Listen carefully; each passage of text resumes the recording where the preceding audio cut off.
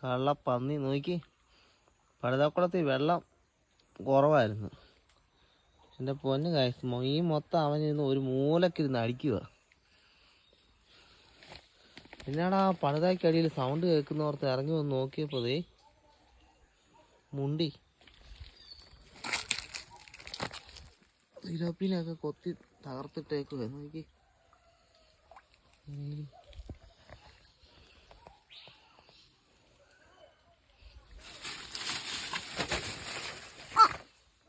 കൊക്ക് ഇറങ്ങുവാ എവിടാ നീ നോക്കിക്കോ, ഒരെണ്ണം കൂടെ ഇതിൻ്റെ അകത്ത് കിടക്കും.